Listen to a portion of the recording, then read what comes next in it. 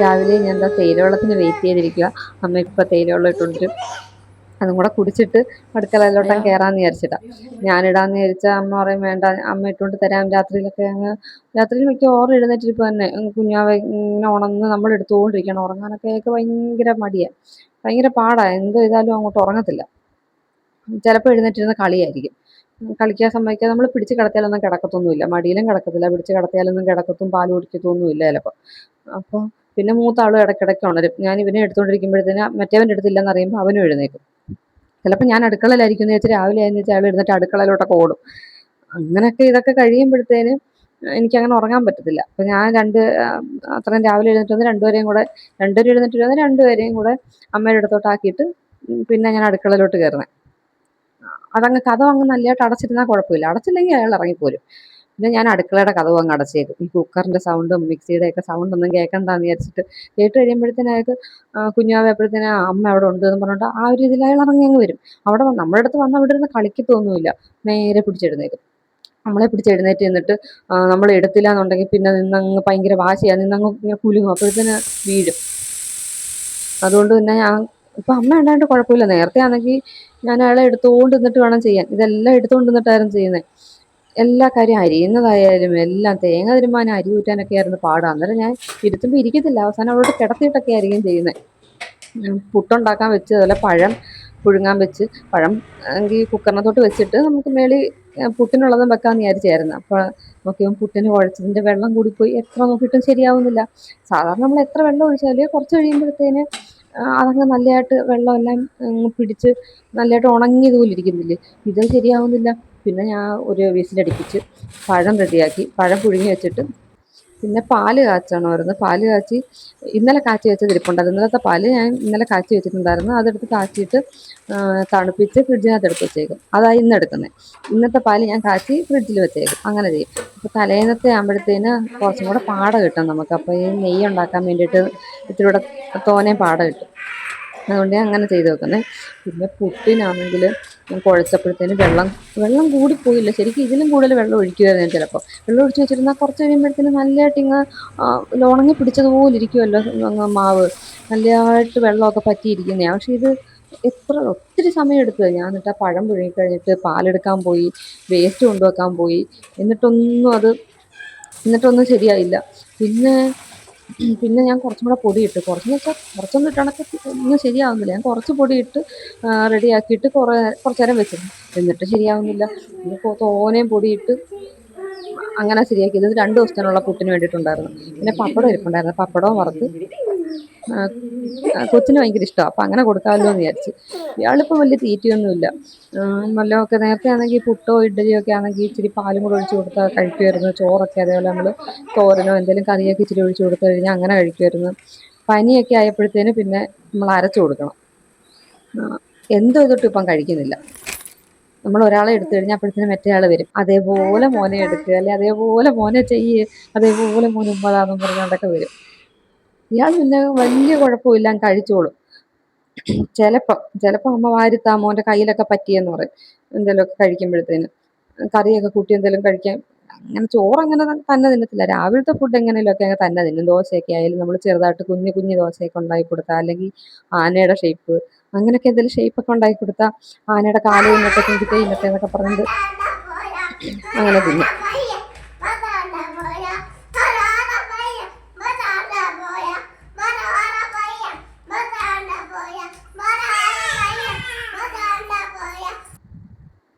ഒരാൾ ഉറങ്ങി. ഫുഡൊക്കെ കഴിച്ചെന്ന് വെച്ചാൽ അയാൾ ഇച്ചിരി കഴിച്ചുള്ളൂ. വണ്ണമൊക്കെ നല്ല കുറഞ്ഞ് വെയിറ്റൊക്കെ പോയി. നല്ല ഗുണ്ടുമണിയായിരുന്നു. ഇത്തിരിയും കഴിച്ച്, ഇത്തിരി ആയാലും പഴമൊക്കെ കഴിക്കുമല്ലോ എന്ന് വിചാരിച്ച് അങ്ങനെ ഇത്തിരിയും കൊടുത്ത് എന്നിട്ട് ഇന്ന് ഞാനാണ് ഉറക്കിയത്. സാധാരണ എന്നും ഞാൻ എന്തെങ്കിലും കഴിക്കാനും കൊടുത്ത് കൊച്ചിന് പനിയുണ്ട്. അപ്പോൾ അതിൻ്റെ മരുന്നും കൂടെ കൊടുത്തിട്ട് ഞാനങ്ങ് അമ്മയുടെ കയ്യിലോട്ടാക്കിയിട്ട് ഞാനങ്ങ് അടുക്കളയിലോട്ട് പോകും. അമ്മ പാട്ടൊക്കെ പാടി അമ്മയെ അങ്ങ് ഉറക്കിക്കോളും. എന്നിട്ട് ഞാനാ ബാക്കി പണി ചെയ്യുന്നത്. ഇന്നങ്ങ് എന്തോ പറ്റി, അയാൾക്ക് പാല് വലിയ താല്പര്യമില്ല പാല് കുടിക്കാനൊന്നും, വലുതായിട്ട് താല്പര്യമൊന്നുമില്ല. ഇന്നെന്തോ പറ്റിയോ അങ്ങ് കരഞ്ഞപ്പോഴത്തേനും ഞാൻ കൊണ്ടുപോയി പാല് കൊടുത്തപ്പോൾ അങ്ങ് ഉറങ്ങി. അല്ലെങ്കിൽ എൻ്റെ കയ്യിലിരുന്ന് ഉറങ്ങത്തില്ല. ഞാൻ എടുത്തു കഴിഞ്ഞാൽ അങ്ങ് വാശിയും ബഹളമോ, അല്ലെങ്കിൽ അങ്ങ് ഇങ്ങനെ ഇറങ്ങി കളിക്കാൻ പോരക്കോ അങ്ങനെയൊക്കെയാ. മൂത്താളുടെ സൗണ്ട് എവിടെയെങ്കിലും ഒരു കുഞ്ഞ് സൗണ്ട് കേട്ടത്, ഏഴ് ശ്വാസം എടുത്താൽ മതി അപ്പം അറിയും. അന്നേരത്തേക്ക് എഴുന്നേറ്റ് പോരും. ഉറങ്ങത്തേയില്ല, ഒട്ടും ഉറങ്ങത്തില്ല. അപ്പം ഞാൻ എപ്പോഴും അമ്മയുടെ കയ്യിൽ കൊടുത്തിട്ട് മൂത്ത മോനെയും കൊണ്ട് ഞാനങ്ങ് അടുക്കളയിൽ പോകും. ഇപ്പം ഞങ്ങൾ രണ്ടുകൂടെ കാര്യമൊക്കെ പറഞ്ഞ് ബാക്കി കറിയൊക്കെ വെച്ച് ചോറും കറിയും വെക്കുകയും ബാക്കിയെല്ലാം ഞങ്ങളായിരിക്കും ചെയ്യുന്നത്. ഞങ്ങളോട് ഒരുമിച്ചായിരിക്കും. ഇതിപ്പോൾ ഞാൻ പോയി കുഞ്ഞാവെ ഉറക്കാൻ പോയപ്പോഴത്തേനും അമ്മ മീനൊക്കെ ഞാൻ കഴുകി വെച്ച്. എന്നിട്ട് പിന്നെ വന്നിട്ട് എനിക്കതുകൊണ്ട് അരച്ച് കറി വെച്ചാൽ മതിയായിരുന്നു. അത്രയും പാടില്ലായിരുന്നു. ഇല്ലെങ്കിൽ ഞാനാണെങ്കിൽ എപ്പോഴും കുഞ്ഞിനെ അമ്മയുടെ കയ്യിലോട്ടാക്കിയിട്ട് ഞാൻ ഫുള്ളിങ്ങനെ നിന്ന് എനിക്ക് പ്രഗ്നൻ്റ് ആയപ്പോൾ തൊട്ട് തുടങ്ങിയത്. എനിക്ക് നല്ലതായിട്ട് ഉപ്പൂറ്റിയൊക്കെ, കാലിൻ്റെ വെള്ളയാണ് കൂടുതലും വേദന. ഉപ്പൂറ്റി, വിരലിൻ്റെ അടുത്തുള്ള ഭാഗം ഭയങ്കര വേദനയാണ്. എന്താണെന്ന് അറിയത്തില്ല. ഭയങ്കര ഇത്ര നേരം നിൽക്കുന്നുണ്ടാവുമെന്ന് അറിയത്തില്ല. പിന്നെ നേരത്തിലൊക്കെ ആയാലും ഈ കുഞ്ഞിന് ഇത്രയും പണി കഴിഞ്ഞിട്ട് അതിൻ്റെ ഇടയ്ക്കൂടെ വല്ല ഫുഡ് കൊടുക്കണമെന്നുണ്ടെങ്കിൽ എടുത്തുകൊണ്ട് നിന്നോ നടന്നോ മാത്രമേ ഇവർ കഴിക്കത്തുള്ളൂ. ഇവരെല്ലാം കുഞ്ഞാവ കഴിക്കത്തുള്ളൂ. നമ്മളെവിടെയെങ്കിലും ഇരുന്ന് കൊടുത്താലും ഒന്നും കഴിക്കത്തേയില്ല. നമ്മളെപ്പോഴും എടുത്തുകൊണ്ട് നിൽക്കണം. ഒരു സമയത്ത് ഇടയ്ക്ക് വെച്ചിട്ടാണെങ്കിൽ നമ്മൾ ഫുഡ് കൊടുക്കുമ്പോഴല്ല, അല്ലാത്തവൻ പോലും എടുത്തുകൊണ്ട് നിൽക്കുകയോ നടക്കുകയോ ചെയ്യണം. ഇല്ലാതെ എങ്ങും നമ്മൾ മടി വെച്ചുകൊണ്ടിരിക്കാൻ ഇരിക്കത്തില്ല. അല്ലാതെ എവിടെയെങ്കിലും ആക്കി അവിടെ ഇരുന്ന് കളിക്കത്തോ, അവിടെ ഇരിക്കത്തൊന്നുമില്ല. ഇരുന്ന് കളിക്കത്തേ ഇല്ലായിരുന്നു കുറച്ച് നാൾ. പനിയൊക്കെ വന്നപ്പോഴത്തേന് കുറേ ബുദ്ധിമുട്ടി. രാത്രിയിലൊക്കെ ഇങ്ങനെ ഉറക്കമില്ലാതായാലും രണ്ടുപേരെയും കൂടെ നോക്കണ്ടേ. മൂത്ത ആൾ കുറേ അഡ്ജസ്റ്റ് ചെയ്യുമായിരുന്നു. നമുക്കതൊക്കെ കാണുമ്പോഴത്തേനങ്ങ് നല്ല സങ്കടമാകുമായിരുന്നു. പിന്നെ മീൻകറി തേങ്ങ അരച്ച് മീൻകറി വെച്ച് പിന്നെ വെള്ളം കോരാനായിട്ട് താഴെ പോകണമായിരുന്നു. ഇത് കുഞ്ഞിനാണെങ്കിൽ ശ്വാസം മുട്ടലായിട്ടില്ല, ചുമയുടെ പ്രശ്നമുണ്ട്. അതിനുള്ള ഇൻഹേലറാണ്. ശ്വാസം മുട്ടുന്ന രീതിയിൽ വന്നിട്ടില്ല, പക്ഷേ ഭയങ്കര ചുമ വരും, വരണ്ട ചുമ. അപ്പോൾ അതിന് ഇൻഹേലർ ഉപയോഗിക്കുന്നുണ്ട്. ഞാനിപ്പോൾ ഇങ്ങനെ ചെറുതായിട്ട് കുറച്ച് വന്നുകൊണ്ടിരിക്കുകയാണ്. ഇതിന് 1 വയസ്സായപ്പോൾ തുടങ്ങിയതാണ്. മോനിപ്പോൾ 3 വയസ്സായി, ഇപ്പോഴും ഉപയോഗിക്കുന്നുണ്ട്. പിന്നെ അതേപോലെ ഈ മൂക്കിൽ ദശ വളരുന്ന ആ സംഭവങ്ങളുണ്ട്. അപ്പോൾ അതിനുള്ള സ്പ്രേ അടിച്ചുകൊണ്ടിരിക്കുക. 2 മാസമായി. അത് സ്പ്രേ അടിച്ച് കുറയുവാണെങ്കിൽ അത്രയും നല്ലതായിരുന്നു. പിന്നെ അതൊക്കെ കഴിഞ്ഞ് അതിൻ്റെ ഇടയ്ക്ക് വെള്ളം കോരാൻ പോകണമല്ലോ. വെള്ളം കോരാൻ പോകുന്ന ഏറ്റവും വലിയ പ്രശ്നമല്ല. നമ്മൾ ഫസ്റ്റ് ഫ്ലോറിലാണ്. അപ്പം വെള്ളം കോരാൻ നമ്മൾ തൊട്ടപ്പുറത്തെ ഓണറിൻ്റെ വീട്, അവിടെ പോകണം. കിണറ്റിൽ നിന്ന് കോരിക്കൊണ്ടുവരിക. നമ്മുടെ തന്നെ കുഴൽക്കിണറിലെ വെള്ളമാണ്. നമുക്കതിപ്പോൾ നമ്മളത് കുടിക്കാൻ എടുക്കത്തില്ല. അതുകൊണ്ട് കുടിക്കാനായിട്ട് നമ്മളത് കോരിക്കൊണ്ടിടണം. നമ്മളത് കോരി അവിടെ നിന്ന് ഈ സ്റ്റെപ്പ് കയറിയൊക്കെ വരുമ്പോഴത്തേന് ഒരു കുടം കൊണ്ടുവച്ചാൽ നമ്മൾ ചോറ് വെക്കാനും കുടിക്കാൻ വെള്ളം തിളപ്പിക്കാനും അങ്ങനെ എടുക്കുമ്പോഴത്തേന് അത് തീരും. അതുകൊണ്ട് 2-3 കുടം കൊണ്ടുവരും. ഞാനും ചേട്ടനും കൂടെ ആയിരിക്കും പോകുന്നത്. വെള്ളവും കൊണ്ട് വെച്ചിട്ട് ഞാൻ പിന്നെ തോരൻ വെക്കാനായിട്ട് പാത്രം അടുപ്പിലോട്ട് വെച്ചപ്പോഴാണ് ചേട്ടൻ എഴുന്നേറ്റ് വന്നത്. ഇത്തിരി പോലും സമയം കളയാതെ വേഗം പോയി വെള്ളം കോരാൻ വിളിച്ചുകൊണ്ട് പാവം നേരത്തല്ലേ. പിന്നെ ഞാൻ ഒറ്റയ്ക്ക് പറഞ്ഞ് ഇത്തിരിയുടെ കഴിഞ്ഞാൽ ഫുള്ള് ഞാൻ ഒറ്റയ്ക്ക് തന്നെ ചെയ്യേണ്ടി വരും. അതിൻ്റെ ഇടയ്ക്ക് മോനും വരും. ചിലപ്പോൾ അവനെ എടുക്കണം പറഞ്ഞുകൊണ്ടല്ലോ ബഹളമായിരിക്കും. ഇതെല്ലാം ഞാൻ തന്നെ ചെയ്യേണ്ടതുകൊണ്ട് ഞാൻ പെട്ടെന്ന് സമയം കളയാതെ വേഗം പോയി വെള്ളം കോരിക്കൊണ്ട് വന്ന് എന്നിട്ട് ഞാൻ തോരനും അടപ്പ് വെച്ച് അന്നേരം എല്ലാം ഒരാളെൻ്റെ കൂടെ കാണും. ഞാൻ അല്ലെങ്കിൽ പറഞ്ഞാൽ മതി, അയ്യോ അമ്മ ഒറ്റയ്ക്കുള്ളതെന്നെല്ലാം പറഞ്ഞാൽ മതി. അപ്പോഴത്തേനും എല്ലാത്തിനും എൻ്റെ കൂടെ കാണും. പക്ഷെ അത് ഭയങ്കര രസം. നമ്മളെന്തെങ്കിലും ചെയ്യുമ്പോൾ, തുണി കഴുകാൻ പോകുമ്പോൾ, അങ്ങനെ എന്തെങ്കിലുമൊക്കെ എല്ലാത്തിനും. ഇപ്പം എനിക്ക് ഒന്നിനും ഒറ്റയ്ക്ക് അങ്ങോട്ട് പോകാൻ പറ്റത്തില്ല. ഞാൻ എന്തെങ്കിലും ബാത്റൂമിൽ പോകുമ്പോൾ പോലും ഇയാൾ കൂടെ വരും. ഇപ്പം നേരത്തെയൊക്കെ എനിക്ക് കൂടെ കൊണ്ടുപോകാതെ വേറെ നിവൃത്തിയില്ലായിരുന്നു, അവൻ കുഞ്ഞായിരുന്നപ്പം. എപ്പോഴും എല്ലാത്തിനും കൂടെ വന്ന് ഇപ്പോൾ അവൻ എല്ലാത്തിനും കൂടെ വന്നേ പറ്റൂ. ഇപ്പോഴാണ് പിന്നെയും ഇളയ ആളും കൂടെ ആയപ്പോഴത്തേനാണ് അയാൾ പിന്നെ അതിൻ്റെ അടുത്തിരിക്കുകയൊക്കെ ചെയ്യുന്നത്. ഞാൻ ബാത്റൂമിൽ പോകുമ്പോഴോ അല്ലെങ്കിൽ ഞാൻ എന്തെങ്കിലും ആവശ്യങ്ങൾ പോകുമ്പോഴത്തേനും അവിടെ ഇരിക്കുന്നത്. ഞാൻ ഇങ്ങനെ പറഞ്ഞ് ചേച്ചി, അല്ലെങ്കിൽ എൻ്റെ എപ്പോഴും കുറേ തന്നെ.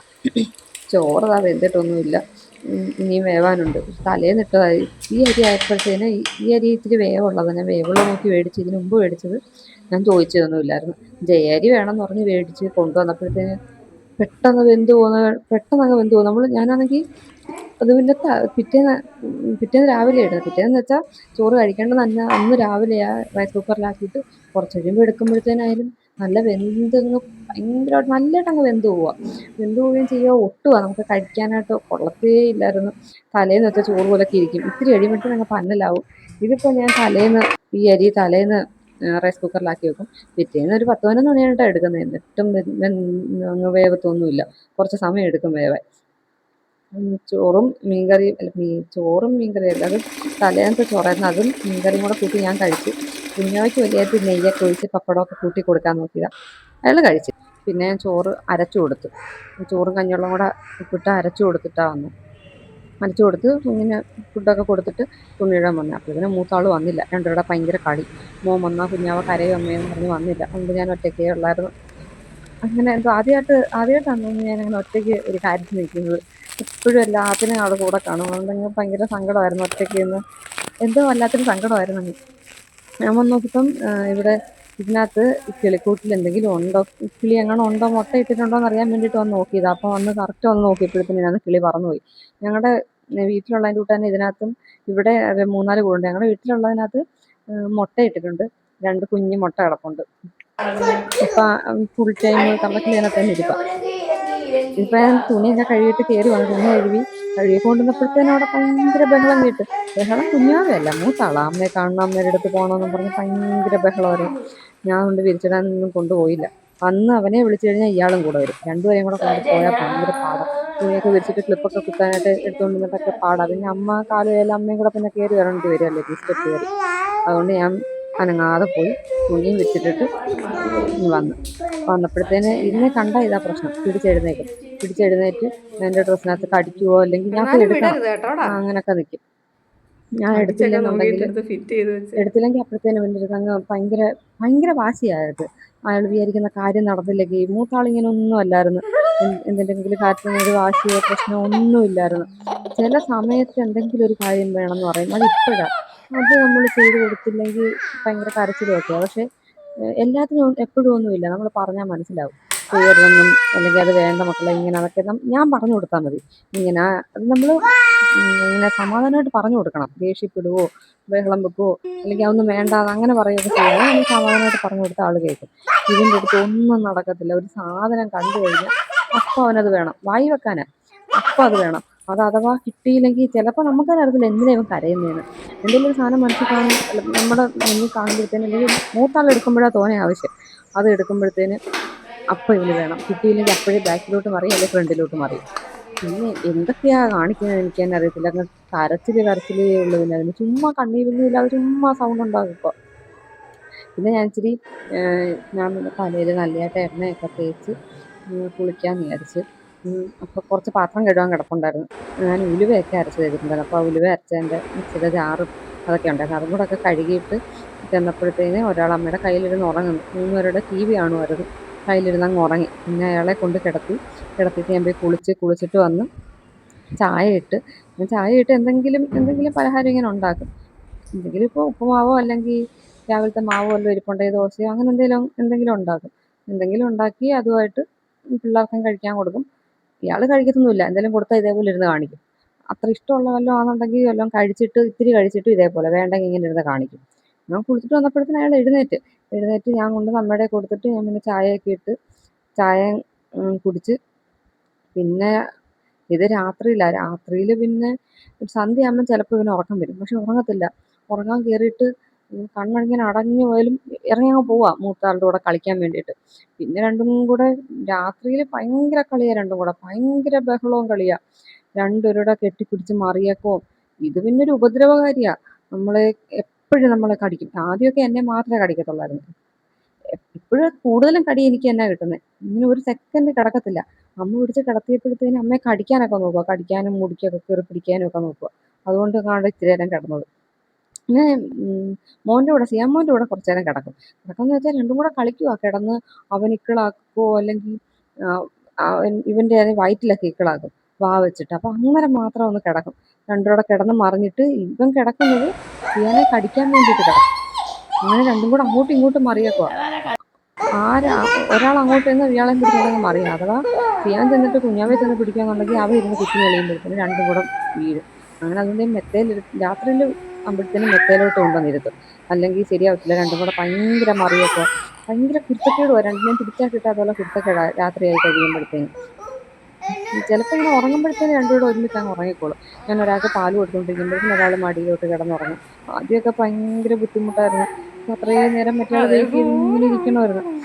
അമ്മ വരുന്നതിന് മുമ്പായിരുന്നെങ്കിൽ ഇവനെ ഉറക്കി കഴിഞ്ഞിട്ടൊക്കെ ആയിരുന്നു ഞാൻ ചിലപ്പോൾ മറ്റവന് ഫുഡ് പോലും കൊടുക്കുന്നത്.